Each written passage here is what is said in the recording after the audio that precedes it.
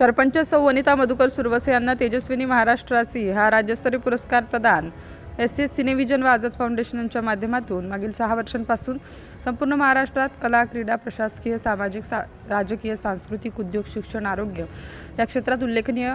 कामगिरी बजावणाऱ्या प्रतिभावंत महिलांचा राज्यस्तरीय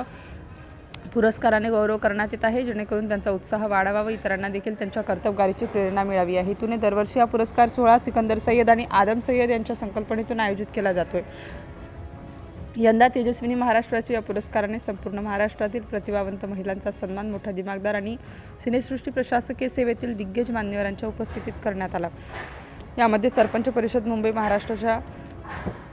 सोलापूर जिल्हा समन्वयक तथा अक्कलकोट तालुक्यातील गोगाव गावच्या सरपंच सौ वनिता मधुकर सुरवसे यांना उत्कृष्ट सरपंच म्हणून तेजस्विनी महाराष्ट्राची हा राज्यस्तरीय पुरस्कार पुण्यामध्ये देण्यात आला। कार्यक्रमाचे आयोजन एस सिनेव्हिजनचे डायरेक्टर सिकंदर सय्यद व आझाद फाउंडेशनचे अध्यक्ष आदम सय्यद यांनी केले होते।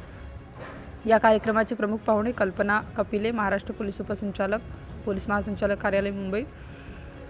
एसीपी संजय पाटील, अनेक सुपरहिट चित्रपट आणि टीव्ही सिरियलचे दिग्दर्शक आदर्श खान,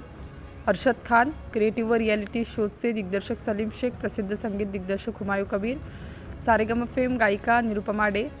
अभिनेत्री सिद्दीका अहमद, भारत सरकारच्या राजीव गांधी खेलरत्न पुरस्कार विजेते व आंतरराष्ट्रीय धावपटू इब्राहिम अरेभावी, रोजगार निर्मिती क्षेत्रात आघाडीवर असलेल्या टॅलेंट कॉर्प